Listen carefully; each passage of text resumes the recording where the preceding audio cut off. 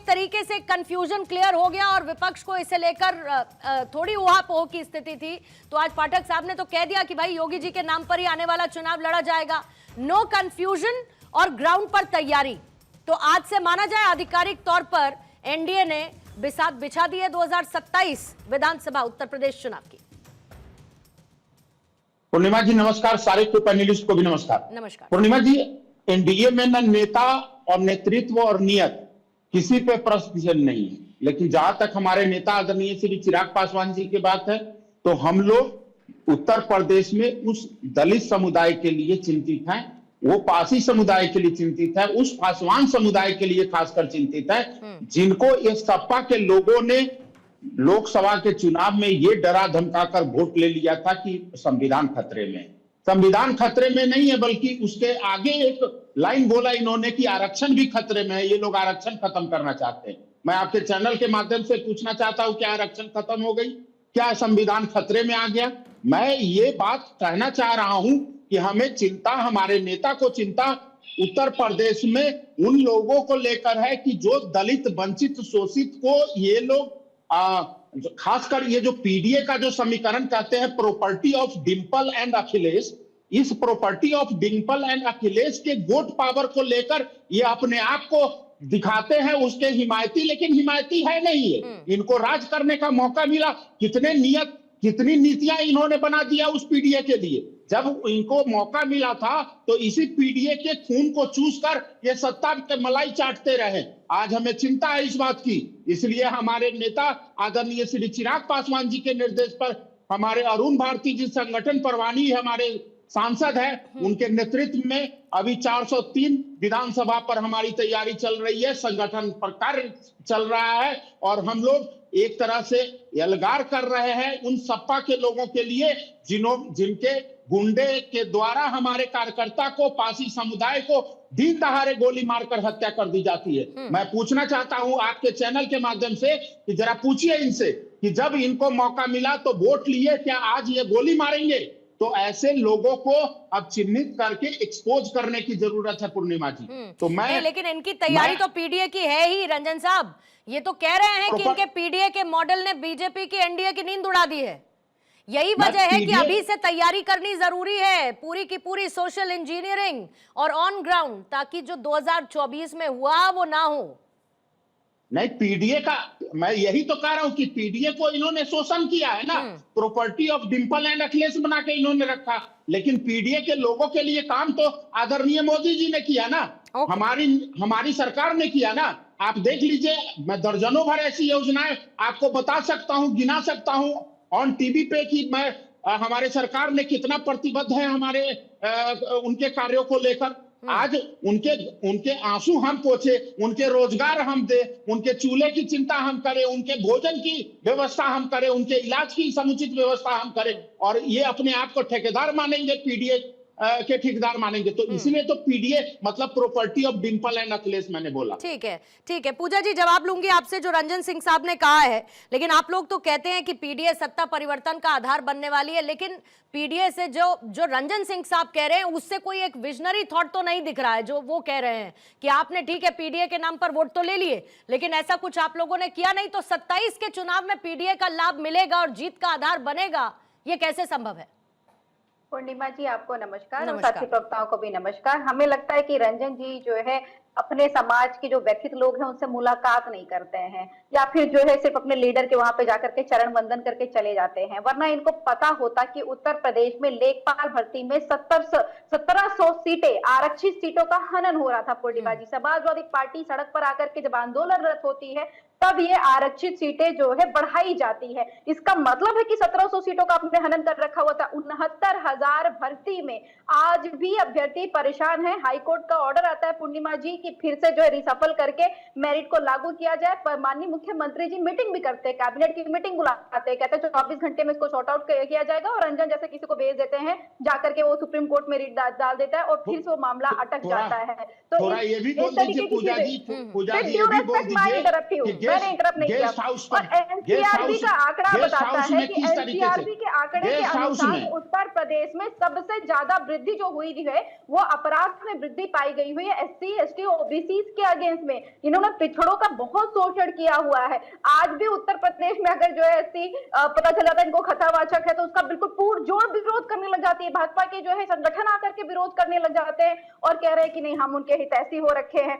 जब उन्नाव का कांड होता है, इनसे पूछिए, डीजीपी तक को उत्तर प्रदेश के डीजीपी झूठ बोलते हैं। जब जो है जब हाथरस का कांड होता है तब भी जो है इनकी पार्टी शांत पड़ी रहती है। और अभी आपने शुरुआत में कहा कि ब्रजेश पाठक जी तय कर रहे हैं। अरे पूर्णिमा जी, जो ब्रजेश पाठक जी एक सीएमओ के सर के ऊपर में हाथ रखे हुए होते हैं, डीएमओ सीएमओ का विवाद होता है कानपुर में, हमने देखा ब्रजेश पाठक जी का कितना हैसियत हो रखा हुआ है कि वहां पे माननीय मुख्यमंत्री जी डीएम को बचा ले जाते हैं और सीएमओ को जो है निष्कासित कर देते हैं। ब्रजेश पाठक जी का लेटर रह जाता है, सतीश महाना जी का पत्राचार यूं ही पड़ा रह जाता है। अरे वही ब्रजेश पाठक जी, पूर्णिमा जी, जब जो है बटुकों की शिखा खींची जाती है, 1 महीने तक बोल नहीं पाते चू से चा, और जो जब एक विंटर सुना नहीं था शायद, सुना नहीं था उनका स्टेटमेंट। मुझे उनका स्टेटमेंट याद है तो आपको कैसे याद नहीं है मैं ये सोच रही हूँ। लेकिन आपके लिए हो सकता है कि इम्पोर्टेंट ना हो, आपके लिए हो सकता है कि व्यक्ति विशेष इम्पोर्टेंट ना हो, लेकिन वो व्यक्ति विशेष और पूरी की पार्टी और योगी का चेहरा आपके लिए चुनौती तो बना ही हुआ है। और यही वजह है कि आपकी सरकार आ नहीं पा रही। मैं तो तैयारी पर बात कर रही थी और मैं तो ये कह रही थी कि अभी तो 27 का चुनाव दूर है, लेकिन बीजेपी ने बिगुल फूंक दिया है। तो पीडीए आपका आधार बनेगा तो कैसे बनेगा और आपकी तैयारी क्या है? रंजन जी काउंटर रखिएगा जो पूजा जी ने कहा।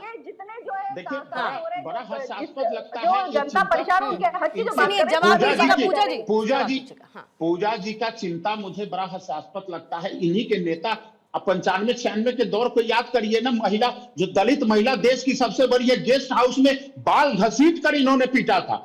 जब सर्वोच्च महिला सर्वोच्च नेतृत्व का आपने ये हाल किया। आप जितने भी मामले ये उठाकर बता रहे हैं सबके पीछे जाइए, 99% मामले में सपा के गुंडे यहाँ नजर आ रहे हैं। मेरे कार्यकर्ता को गोली मारा है वो सपा के गुंडे। मैं आपको एक चीज बता देता हूँ, आप सिर्फ अराजकता के प्रतीक है आपकी पार्टी, आप अराजकता के प्रतीक है, आप सिर्फ अराजक फैलाए हैं। आपको जनता माफ नहीं करेगी। आपने 2024 में बदलाकर फिर आपने नंबर ऑफ सीट ले लिया। कांग्रेस क्या अपने साथ, मतलब सिर्फ सपा के साथ साथ अपना अलग इरादा, क्या वो पीडीए की बात कर रहे हैं, वो सोशल इंजीनियरिंग कर रहे हैं, कांग्रेस क्या कर रही है? देखिए मुझे लगता है कि जहां कांग्रेस की बात आती है तो आप समझिए कि हर धर्म की, हर जाति की बात हो रही है। हम लोग ऐसे लोग नहीं हैं कि जो विशेषकर किसी धर्म की बात करें या विशेषकर किसी जाति की बात करें। हम लोग योगी आदित्यनाथ जी की तरह नहीं है कि भाई आप क्रिमिनल्स में भी उनका धर्म देखें, उनकी जाति देखें तब जाके कार्रवाई करें। और सबसे खराब बात, क्योंकि मैं आपकी पूरी रिपोर्ट को देख रहा था और आप देखिए कि इस रिपोर्ट में क्या निकल के आ रहा है कि जिनको जनता को साधना था वो सिर्फ जातियों को साधने में रह गए। एक सरकार का मानसिक रूप से और शासकीय रूप से दिवालियापन घोषित हो जाना चाहिए अगर वो सत्ता में रहते हुए दूसरे टर्म में और चुनाव से 1 साल पहले जातीय समीकरण ढूंढ रही है। उन्हें तो चाहिए था कि वो अपने विकास कार्यों को बताएं। उन्होंने तो अगर काम किया है, क्योंकि देखिए सरकार होती है हर जाति की, कोई भी, मेरे भी मुख्यमंत्री योगी आदित्यनाथ जी हैं, चाहे मैं उनको वोट दूं या ना दूं, मेरे प्रति भी उनकी वही जवाबदेही और जिम्मेदारी है। लेकिन जब काम की बात आएगी और सिर्फ कुछ विशेष वर्गों को फायदा होगा तो निश्चित रूप से ये दुखद है। नहीं, इस बात से ये भी इसका आधार क्या है कि कुछ विशेष वर्गों को फायदा होता है, कैसे? अरे भाई आधार आप बताइए ना कि पिछड़े दलितों के आज जो नेता हैं उनकी क्या हैसियत है। अनुप्रिया पटेल तो बड़ी नेता हैं ओबीसी समाज की, मैं बता रहा हूँ। बहुत खराब लगा ये लिस्ट में नाम आया, लेकिन ये तो आप मानते होंगे कि प्रतिनिधित्व में और तुष्टीकरण में तो अंतर है। नहीं आपको, और दोनों की डेफिनेशन आप जानते होंगे, मैं ऐसा मान के चलती हूँ। नहीं आप बिल्कुल ठीक कह रही हैं। देखिए प्रतिनिधित्व का मतलब आपको समझना पड़ेगा। आज वो पिछड़ा नहीं रह गया है या वो दलित नहीं रह गया है कि उसके एक समाज के एक नेता को आप कुछ भी दे दीजिए और उसके बच्चों के लिए कुछ नहीं मिल रहा है। असल में अगर वाकई में कोई पिछड़े और दलितों का उत्थान करना चाहता है तो उसको जातीय जनगणना करा के आरक्षण की लिमिट बढ़ा देनी चाहिए, जिससे पिछड़े और दलितों के बच्चों को मौका मिले, एजुकेशन में भी मौका मिले और नौकरियों में भी मौका मिले। फिर तो आप समाजवादी पार्टी पर भी सवाल खड़े कर रहे हैं। वो क्या कर रही है पीडीए की राजनीति कर? नहीं पीडीए वो अपनी जगह ठीक है भाई, उनको अधिकार है, गलत है। नहीं ये पीडीए करें तो ठीक है, वो सोशल इंजीनियरिंग करें तो गलत है। ये कह दें कि पिछड़ा दलित हमारे साथ है और वो कह दें ब्राह्मण हमारे साथ है तो गलत है। लेकिन ये सही हैं, तो ये कौन सा नजरिया? नहीं, ये जहां तक, क्योंकि आपने ब्राह्मणों की बात करी है, तो एक बात बताइए कि ब्राह्मण समाज के साथ तो जितना खराब इस सरकार ने किया किसी ने किया ही नहीं है। ऐसा ब्राह्मण समाज मानता है क्या?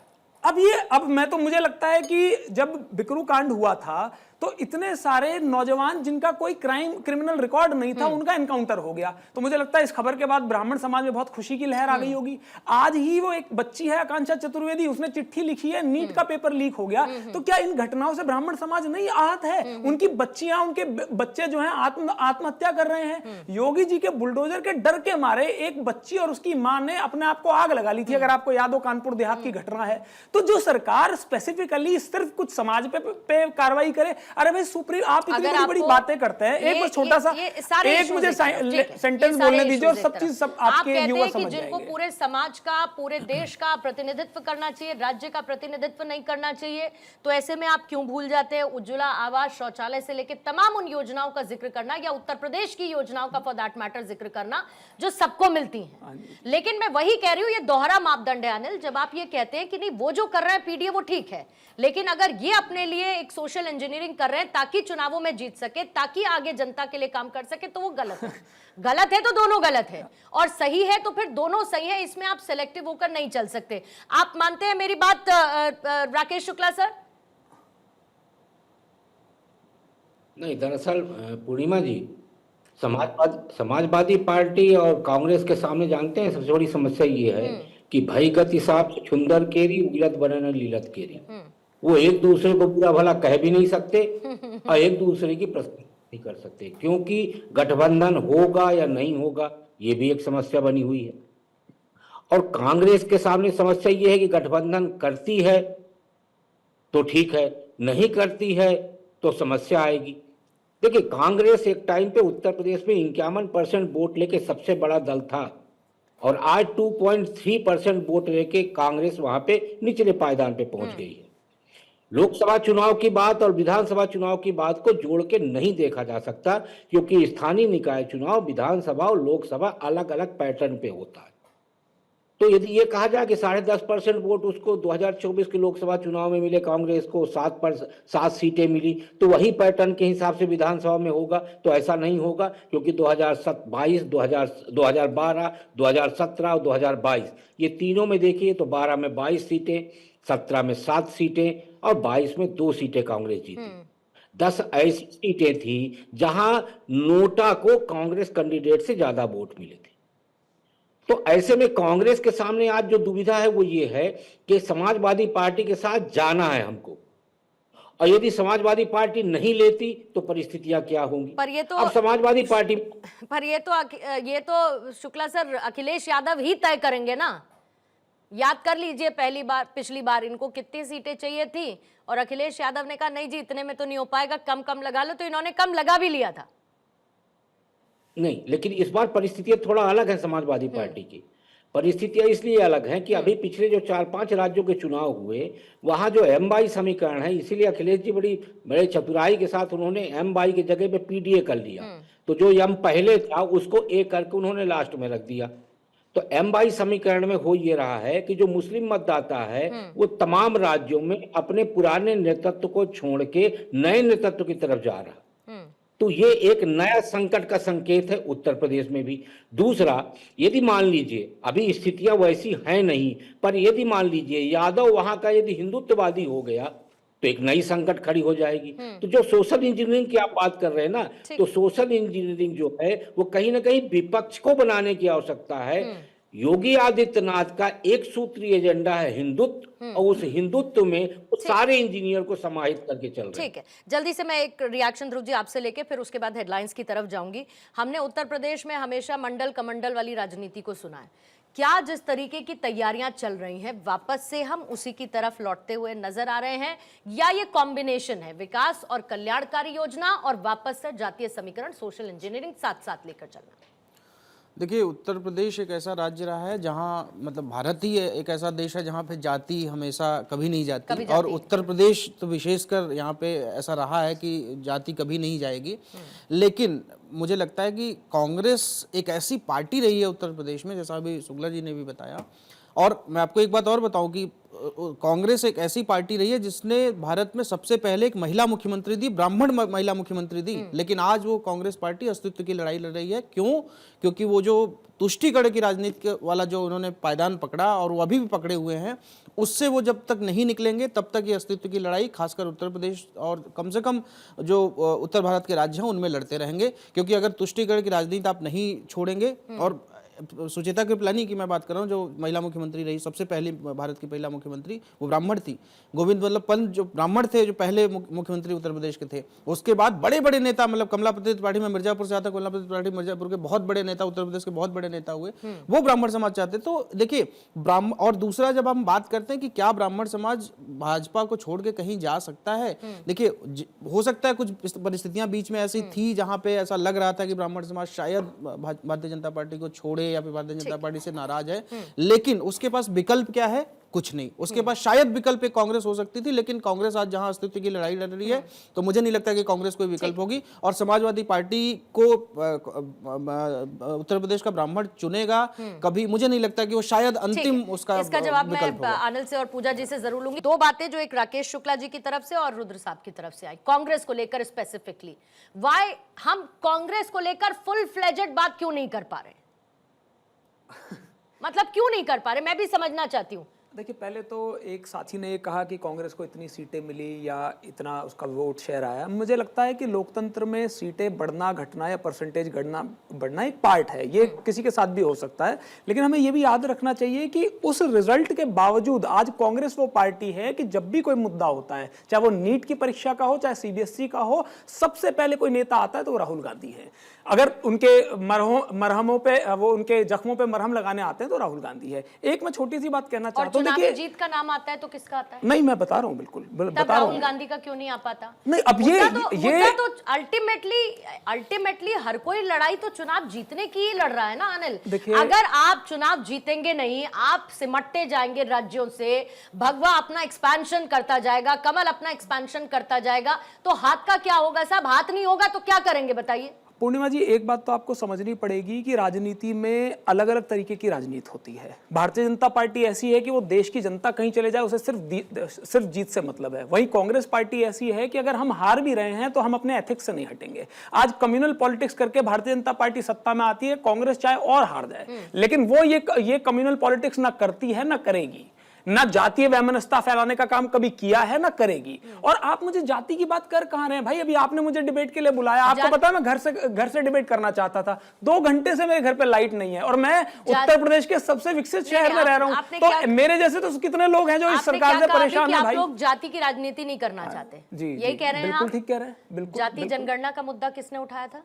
अधिकार मांगना जाति की राजनीति नहीं, अब अधिकार मांगना नहीं, अधिकार मांगना। अच्छा, एक बात बताइए, किसी समाज के साथ गलत हो और उसके अधिकार के लिए हम जाति की राजनीति नहीं कर रहे हैं, लेकिन नहीं सर, नहीं दोनों as at the end result क्या है मैं ये कह रही हूं।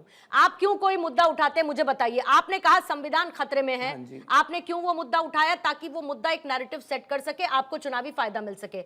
आपने कहा कि संविधान बदल दिया जाएगा, ये आपने क्यों किया? क्योंकि जनता के बीच में एक नैरेटिव बन सके और आपको चुनावी फायदा मिल सके। सांसदों ने मंच से कहा, जनगणना की बात करते हैं और उसकी वकालत करते हैं, तो अधिकार तो आप तब देंगे जब आप जीतेंगे। दोनों बातें, हम चुनाव जीतना नहीं चाहते और हम जाति के नाम पर राजनीति नहीं करते, लेकिन हम जातीय जनगणना की बात करते हैं और चुनाव हम जीत नहीं पाते। ये नाइंसाफी है। नहीं, ये नाइंसाफी कैसे? पूरी तरीके से उसी पर मैंने बात अच्छा की। ये बताइए, जो समाज 80% है आबादी में, पिछड़े दलितों को अगर मिला लिया जाए और हम लगभग फायदा नहीं देख रहे हैं, चुनावी फायदा हम नहीं देखेंगे भाई। हम चुनावी फायदे से बड़ी बात करते हैं, लेकिन इस देश में हम चाहते हैं कि सबको समान अधिकार मिले। You're being too modest कि हम बात तो करेंगे जातीय जनगणना की, लेकिन हम एक्चुअली में जातीय जनगणना की बात कह के कोई फायदा नहीं लेना चाहते चुनावों में। ऐसा नहीं होता है सर, राजनीति इतनी साफ सुथरी कोई जगह नहीं है। अरे भाई, अधिकारों की लड़ाई मैं आपको एक उदाहरण दूंगा, आप समझ जाएंगे। देखिए भारतीय जनता पार्टी कैसे करती है, इनकी खुद की नेता। मेरा तो अंत में एक मुश्त सवाल ये है, बीजेपी जो कर रही है, एनडीए जो कर रही है, एलजेपी जो कर रही है, सब छोड़ दीजिए, इनके घटक दल क्या कर रहे हैं, कांग्रेस क्या कर रही है, मैं तो ये जानना चाहती हूँ। आज देश का बच्चा जानता है कि कांग्रेस क्या कर रही है, राहुल गांधी क्या कर रहे हैं। आप नीट के जो बच्चे हैं, लाखों 22 लाख बच्चे हैं जो सीबीएसई जो नीट से परेशान हैं, और 16.5 लाख के आसपास बच्चे हैं जो सीबीएसई से परेशान हैं। भारतीय जनता पार्टी को जवाबदेही तय करनी थी और उनके शिक्षा मंत्री का इस्तीफा लेना था, लेकिन वहां कोई काम नहीं हो रहा। वो काम लीडर ऑपोजिशन कर रहे हैं। आप मध्य प्रदेश में बच्चे पानी पीने से मर जाते हैं तो राहुल गांधी पहुंचते हैं वहां पर। अगर किसानों के साथ कहीं समस्या आ रही है तो राहुल गांधी खड़े मिलते हैं। ऑटो ड्राइवर से मिलते हैं तो राहुल गांधी मिलते हैं। नौजवानों से मिल रहे हैं तो राहुल गांधी मिल रहे हैं। चाहे हाथरस की बेटी हो उसके साथ गलत हो, या आजमगढ़ में कोई मामला हो, सिर्फ और सिर्फ राहुल गांधी जा रहे हैं। तो आप मुझे बताइए कि जो व्यक्ति वाकई में जनता के बीच में जाके उनके बीच में जुड़ रहा है, वो कुछ नहीं कर रहे। राकेश शुक्ला साहब, मतलब मैं चाह के भी इस बात को नहीं रोक पा रही। एक पत्रकार से उसकी जाति पर सवाल करने वाले राहुल गांधी, भरी भीड़ में ये सवाल पूछने वाले कि कौन सी जाति है, कह रहे हैं कि हम जाति की राजनीति नहीं करते हैं। पहले सर मैं जरा पूजा जी से जवाब ले लूं, रंजन जी फिर क्लब करके दोनों बातों का जवाब देंगे, और शुक्ला सर और ध्रुव साहब आपके पास में आ रहे हो। रुद्र साहब माफी चाहूंगी, बोलिएगा। पूजा जी पहले आप। अभी मैंने पूर्णिमा जी सुना सब ब्राह्मण के जो है ठेकेदार बन करके बैठे हुए थे। तो पहली बात तो राकेश जी वरिष्ठ जो पत्रकार हैं और राजनीतिक विश्लेषक जी के गोस्वामी, इन दोनों की जो मानसिकता, ऐसे मानसिकता के लिए गोस्वामी और अब ये निकले हैं पूजा जी के सर्टिफिकेट, एक तुमको मैं बांटूंगी, एक तुमको मैं बांटूंगी। नहीं चाहिए आपके सर्टिफिकेट, मुझे रामचरितमानस नहीं चाहिए आपके सर्टिफिकेट, किसी को नहीं चाहिए, नहीं चाहिए आपके सर्टिफिकेट मैम, ना मुझे चाहिए। हमें किसी पत्रकार बिरादरी को समाजवादी पार्टी का सर्टिफिकेट नहीं चाहिए, पूर्णिमा नहीं चाहिए ना मैम। आप मुझे कुछ देना चाहती हैं, मैं लेना नहीं चाहती, तो आप जबरदस्ती दे देंगी क्या मुझे? आपको लगता है आप देना चाहती है, मैं नहीं लेना चाहती।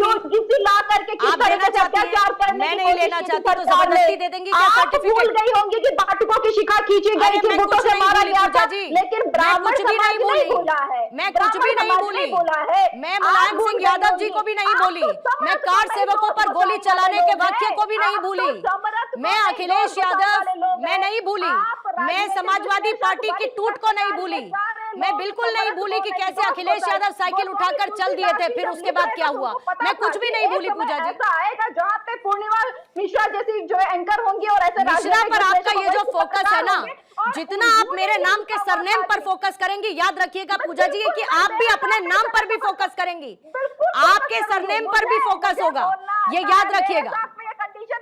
ठीक है, ओके, मैं आपसे लड़ने के मूड में नहीं हूँ, मैं बस इतना कह रही हूँ कि आपका दिया हुआ सर्टिफिकेट ना राकेश जी को चाहिए, ना रुद्र जी को चाहिए, ना मुझको चाहिए, किसी को भी नहीं चाहिए, बस। अरे पूजा जी आइए ना मुद्दे पर। अरे चुप बैठने को कौन कह रहा है आपसे, बोलिए ना, लेकिन सर्टिफिकेट मत बांटिए, सर्टिफिकेट मत बांटिए, that's all I am saying. इतना हाइपर होने की जरूरत नहीं है, आपके दिए हुए सर्टिफिकेट्स की हमको जरूरत नहीं है। आपके अंदर पीड़ा होने लग गई, अच्छा बोल लीजिए, तसल्ली कर लीजिए पूजा जी, तसल्ली कर लीजिए। बिल्कुल, अगर भाजपा को लगता है कि भाजपा जो अत्याचार कर रही है ये जनता भूलती चली जा रही है, वो उनकी गलतफहमी है। जो आज छात्र सड़कों पर हैं, जो किसानों पे आपने लाठीचार्ज कराए, जो आप जो है चाहे सीयूटी का एग्जाम हो, चाहे वो 69,000 शिक्षक भर्ती हो, चाहे 10 की महिलाएं हो, चाहे आप यूजीसी का लो लेकर के आओ, चाहे आपने बटुकों की शिखा खींच रखी हो, चाहे आज आपने शंकराचार्य जी को जो है सड़क पर मजबूर किया होकर रात को सोने के लिए, ये सारे ये अच्छी बात लगी मुझे, ये बहुत अच्छी बात लगी पूजा जी। रंजन जी जवाब दीजिएगा, ये बहुत अच्छी बात लगी मुझे कि विपक्ष मुद्दा विहीन नहीं है, विपक्ष के पास बहुत अच्छे मुद्दे हैं चुनावों में उठाने के लिए, और मैं तो चाहती हूं कि आप लोग पूरे दमखम के साथ मिलकर उठाइए, कांग्रेस और आप साथ मिलकर उठाइए और इनको चुनौती दीजिए। बताइएगा रंजन साहब। मैं तो पूजा जी का बात भी सुन रहा था, और हम अपने भाई जो यादव जी हैं हमारे कांग्रेस के प्रवक्ता, इनका भी बात सुन रहा था। सब जगह राहुल गांधी दिखते हैं, हर मुद्दा पर ये लोग आक्रामक होते हैं, हर बार जनता के बीच में ये लोग जाते हैं उन मुद्दों को लेकर और टाय टाय खींच हो जाते हैं। ये ज्यादा खुश हो रहे हैं लोकसभा चुनाव को लेकर कि लोकसभा चुनाव में उत्तर प्रदेश में जो रिजल्ट आया है उसको लेकर ही उत्साहित है, अति उत्साहित है। तो मैं आपको एक आंकड़ा दे देता हूं, 3,81,50,000 वोट इनके आए थे लगभग, और 3,82,70,000 वोट एनडीए के आए थे। मैं आपको बता रहा हूं वोट के गिनती में हम ज्यादा थे, लेकिन सीटों में ये कह रहा है कि भाई ये ज्यादा थे। तो मैं आपको एक चीज बताना चाहता हूं, सीट की गणित और वोट की गणित अलग है। अरे आप एक बार बहला फुसलाकर वोट ले लेंगे, जिस तरीके के सरनेम की चर्चा आज कर रहा है, इनकी मानसिकता ही बता रहा है। ये आज भी जातीयता और सांप्रदायिकता की बात कर रहे हैं, आज भी ये राष्ट्रवाद की बात नहीं करेंगे, आज ये ऐसी बात नहीं करेंगे कि जो जिससे हिंदुस्तान का भला हो, राष्ट्रवाद की ऐसी बात बातें कर कौन करेंगे रहा है? जिसकी ताली पहलगाम पाकिस्तान में में हमला बजे। होता है, मैं बिहार में कहता हूँ चुनाव प्रचार आपके करते अखिलेश हैं। यादव जी, पहलगाम में आपके हमला राहुल होता है, गांधी जी, बिहार में चुनाव अगर प्रचार होता है, हर राष्ट्रवाद की मुद्दे बात पे चल रही इतने है। ही मणिपुर आक्रामक जल रहा रहे है, यहाँ हैं तो राष्ट्रवाद को जनता क्राइसिस ने की मुहर रिहाई क्यों देती है नहीं भाई, लगाया? मानना पड़ेगा। मैं यही तो सवाल आपसे पूछ रहा हूँ कि जनता आपके एजेंडे पर मुहर ये क्यों नहीं आपको लगा पूछने रही? की जरूरत नहीं हर है, आप जगह सत्ता में आप लोग जनता मुंह की आपसे खा प्रश्न रहे पूछ रही है। हैं आपको और ये कई पता बार नहीं चला कि आप कांग्रेस के सत्ता गोद में में है? आप बैठे और कांग्रेस 10 आपके गोद साल में हो गए बैठी। आपका सत्ता आप खत्म दो होने लड़कों आ का गया एक सभा और निकाले, अभी तक आप But दो why- लड़कों ने रोड पर रंजन उतरा, साहब, क्या रंजन साहब, लेकिन क्या आपको कर क्या लिया दिक्कत है? आपने? Until and unless both are comfortable. भाई ये इनकी गोद में, वो उनकी गोद में, क्या दिक्कत है? Until and unless both are comfortable. जनता को समस्या है ना ठीक पूर्णिमा है, जी, बट दोनों जनता ने कंफर्टेबल है नकारा है ना? ना। ठीक है अनिल जी, दो जल्दी से। लड़के ठीक है अनिल जी, आप जल्दी से, फिर उसके बाद शुक्ला सर मैं आपके पास आ रही हूँ, विक्रम साहब फिर मुझे समझ नहीं आता कि किस मुंह से ये इतनी बड़ी बड़ी बातें कर देते हैं। अगर उत्तर प्रदेश की बात की जाए तो जो सरकार 4 साल डीजीपी अपॉइंट नहीं कर पाती, एक परमानेंट डीजीपी अपॉइंट नहीं कर पाती, वो बड़ी बड़ी बातें कर रहे हैं। आपने क्या क्राइम कंट्रोल किया है भाई? एनसीआरबी का डेटा आज भी कह रहा है कि सीधा 9 गोली, बलात्कार और 10 सीधा encounter होता है। 9 मर्डर सीधा और 10, encounter अरे सुन होता लीजिए है। भाई, बीच में मत सीधा बोलिए, encounter बीच में होता है, मत नहीं बोलिए मालूम। भाई, बीच में मत बोलिए। कितनी सीटों पे लड़ेंगे आप बताइए जरा? आपको कुछ मिल रहा है क्या यहाँ पर उत्तर नहीं, प्रदेश में? क्यों नहीं? 403 सीट पे हमारी तैयारी है। अच्छा कैसी ठीक है, बात कर ठीक रहे है। हैं? कैंडिडेट क्यों नहीं बता दीजिएगा। 403 पे होगी? अभी पिछली अगर बार कितने पे लड़े थे? कितने पे लड़े थे? कांग्रेस करे कैंडिडेट जा की रहे हैं। अगर बात होगी, नहीं, कितने पे अनिल लड़े तो थे आप? आऊंगा जब- कैंडिडेट नहीं, कितने पे लड़े थे? पिछले कैंडिडेट की बात विधानसभा होगी चुनाव तो पे फिर एलजीपी आपसे भी अंत उत्तर समय प्रदेश तक में पूछा कितने जाएगा सीटों पे कि क्या हुआ, लड़ी? फाइनल नहीं ये हो तो पा ये रही। सीटों पर नहीं है। एलजीपी लड़ी ये उत्तर प्लेटफॉर्म प्रदेश में। नहीं है अरे जवाब सीट देने पे का। एक पे लड़ते ये नहीं है, बात प्लेटफॉर्म दीजिए नहीं कहाँ है। ओके, कर रहे हैं। ठीक है, देश की जनता को लाइनों में ठीक है। खड़ा कर दिया डीजल, पेट्रोल और गैस के लिए, आपने और बातें पूछा। देखिए कितनी बड़ी बड़ी है। ठीक है। बच्चों की परीक्षा तक नहीं करा पा रहे हैं, उसके बाद इतनी बेशर्मी है कि कहते हैं हमने सब कुछ कर दिया। ठीक है, शर्म नहीं है भाई। ठीक है अनिल, आपने पूछा कि कौन से मुंह से ये इतनी बड़ी बड़ी बातें करते हैं, तो आप कौन से मुंह से इतनी बड़ी बड़ी बातें कर रहे हैं जिसने 60 साल तक इस देश की सत्ता को संभाला, जो ओबीसी आरक्षण को संवैधानिक दर्जा दिलाने में नाकाम रही? आप कौन से मुंह से बात करते हैं? आप जब बात करते हैं जनता के लिए ये नहीं हो रहा, तो जनता की गाड़ी कमाई का पैसा कोल स्कैम से लेके, कॉमनवेल्थ गेम से लेके बाकी तमाम घोटालों में किसने खाया? नेशनल हेराल्ड का मैं नाम लेकर आऊं नहीं, लाइए ना नेशनल नहीं, हेराल्ड अगर का आप दूसरे लाइए, को, उस पे बताइए अगर ना आप कोर्ट ने क्या किया। अगर आप ये आपने जो कहते मामले हैं कि अभी भाई बताया, मैं हमारे, चाहता हूं उस पे जवाब आप दो। कहिए हमारी नेशनल शर्त पे हेराल्ड कोई पे दाग कोर्ट नहीं ने है। कहा है कि ऐसा मामला झूठा आप है कि कहिए, इस पे थोड़ा भी ध्यान आप देने की कहिए जरूरत नहीं है। सर, ये आप ये नेशनल कहिए, हेराल्ड है। अरे आपका सर, सूजी घोटाला जो आपका पता चल शीर्ष गया कि वो नेतृत्व, झूठा था, आपका जिस टाइम शीर्ष का CAG था, नेतृत्व, उसने अनिल, झूठी रिपोर्ट बना के अनिल, कांग्रेस को बदनाम करने अनिल, का काम किया। आप यहाँ पर मेरी बात को डिनाई कर नहीं, दीजिएगा, आप बताइए कौन लेकिन सा अंदर से पार्टी आप ये ने नहीं कर नेता पाएंगे दिया भाई? राहुल कि गांधी आप जेल उस गए पार्टी क्या? को रिप्रेजेंट कर रहे हैं जो आज तक अपने शीर्ष नेतृत्व में एक परिवार से बाहर नहीं निकल पाई। कैसी बात कर रही है? हमारे खड़गे राष्ट्रीय साहब, अध्यक्ष जो खड़गे है, वो साहब की बात कर मल्लिकार्जुन लीजिए खड़गे हैं, आप, एक दलित खड़गे परिवार साहब, से आ रहे फिर हैं, उसके आपको बाद वो मैं नहीं लाइन दिखाई दे रहा लगाऊंगी, है। फिर उसके आपको बाद मैं एक लाइन पिछड़े- लगाऊंगी कि आप कैसे मुझे राहुल बताइए, गांधी संघ को के मनाने कितने के प्रमुख लिए, दलित रहे हैं? अरे पूरी स्टोरी संघ अनिल के आपको कितने पता प्रमुख दलित है, रहे अनिल हैं? आपको बताइए। पूरी स्टोरी पता है, आपको पूरी स्टोरी अरे पता आपको भी पता है है भाई, कि उस संघ वक्त भी ने लोग आज तक चाहते थे कितने कि दलितों राहुल को अपना गांधी ही अध्यक्ष बनाया, बने, बताइए। इसीलिए इतना डिले हुआ नाम सामने आना मल्लिकार्जुन खड़गे का, क्योंकि हर कोई ये चाहता था राहुल गांधी जी आप ही बन जाइए, आप ही बन जाइए। वो तो राहुल गांधी जी ने कहा कि नहीं नहीं रहने देते हैं। ओके राकेश जी, जल्दी से आपके पास आ जाती हूँ, 1 मिनट का टाइमर रखेंगे, फिर उसके बाद विक्रम साहब के पास आएंगे। मुझे पूर्णिमा जी एक चीज सुन के बड़ा अच्छा लगा। मैं आपके अनिल जी और पूजा जी दोनों लोगों ने ब्राह्मणों को लेकर बड़ी चिंता जाहिर की। पूजा जी तो बार बार दोहरा रही थी कि बटुकों का शिखर पकड़ के पीटा गया, लेकिन मुझे इस बात की भी थोड़ा सा चिंता है कि अखिलेश जी और राहुल जी दोनों प्रयागराज नहीं गए कि बटुकों को मरहम लगाएं। दूसरा, यदि यूथ नाराज है तो यूथ नीट को लेके भर नाराज नहीं है, यूथ तो यूजीसी को लेके भी नाराज है। लेकिन क्या अखिलेश जी और राहुल जी यूजीसी पे बोले कहीं? टीवी डिबेट में बैठ के ब्राह्मणों के प्रति चिंता जाहिर करना और ब्राह्मणों के लिए बोलना, ये दोनों में अंतर है। दरअसल उत्तर प्रदेश की पॉलिटिक्स में हम मान लें यदि कि यूथ नाराज है, लेकिन वो गोल चक्कर जैसा है, नाराज है लेकिन समाजवादी पार्टी और कांग्रेस से भी खुश नहीं है, इसलिए गोल चक्कर में घूम के फिर भारतीय जनता पार्टी की मुख्यधारा की तरफ चला आ रहा। यही चिंता है। नहीं तो यूजीसी और बटुकों के बारे में अखिलेश जी और राहुल जी को मैदान पे उतर जाना चाहिए, लेकिन क्यों नहीं उतरे? इसलिए नहीं उतरे कि यदि उतरेंगे तो बाकी जाति की जो राजनीति है वो कहीं ना कहीं बिगड़ जाएगी। ठीक है विक्रम साहब, आपका क्लोजिंग कमेंट प्लीज। देखिए, मैं जो समाजवादी पार्टी की प्रवक्ता थी, मैं कहूंगा कि अखिलेश जी को आपका सजेशन मानना चाहिए। पीडीए जो है या तो पीडीबी कर दें, मतलब जो अल्पसंख्यक है उसकी जगह ब्राह्मण कर दें, या पीडीए भी कर दें। कम से कम अगड़ा के बाद, मतलब जो अल्पसंख्यक है उसके बाद ये वो तो ब्राह्मण एमवाई ही की होगा। नई पैकेजिंग है ना सर। हाँ, तो नहीं कर दें, मतलब अगर इतना ही उनको ब्राह्मणों के प्रति हमदर्दी है तो कम से कम दिखाने के लिए पीडीए बी सीडी, या हो सकता है ए के बाद बी आता है नहीं आता है, जान रहा है नहीं जान रहा है, तो मुझे लगता है कि बी कम से कम ऐड कर दें। कम से कम ये समझ में आए या दिखने में आ जाए कि हाँ, आपके ब्राह्मणों के प्रति इतनी हमदर्दी है, आप ब्राह्मणों के प्रति इतने सजग हैं। अगर इतना भी कर देंगे तो मुझे लगता है कि शायद कुछ आप कर पाए। ठीक है, 10 सेकंड में अनिल आपको जोड़ना चाह रहे थे, मैं खत्म कर मैं सिर्फ इतना कहना चाहता हूँ, ये बड़ी हास्यास्पद बात है कि इलाहाबाद में जो ब्राह्मणों पे लाठियां बजा रहे हैं उनसे तो ब्राह्मण खुश हैं, लेकिन जो उनका मुद्दा उठा रहे हैं उनसे ना खुश हैं। भाई ये बड़ी अजीब सी बात है, ये तो मतलब कल्पना से भी बाहर है। भारतीय जनता पार्टी में ब्राह्मण विधायक अपनी बैठक करते हैं तो उनको नोटिस मिल जाता है, जबकि ठाकुरों का पूरा बढ़िया उनका ठीक है, मीटिंग होती है, सब कुछ सोशल नहीं होता है। मीडिया पे बात उठाना एक अलग बात है और वहां जाके उनके साथ खड़े होना एक मतलब अलग लाठी बात है। बजाने वाला ज्यादा अच्छा कर रहा है। नहीं, मैं कह रहा हूं, उनके साथ जाके खड़े होना ये अलग बात है। आप अभी सोशल शुक्ला मीडिया जी पे ने एक कहा लाइन कि लिखना लाठी बजाने वाले के साथ रहेंगे वो लास्ट में। ठीक है, तो ये तो बड़ी हास्यास्पद ओके। बात तो हुई भाई। बीजेपी ने तो देखिए कह दिया कि उनकी रणनीति भी तय है, उनका चेहरा भी तय है। अभी 2027 में थोड़ा सा वक्त है, लेकिन सियासत की घड़ी जो है बहुत तेज भागती हुई नजर आ रही है। बहरहाल चुनावी तैयारी हर पार्टी की अपनी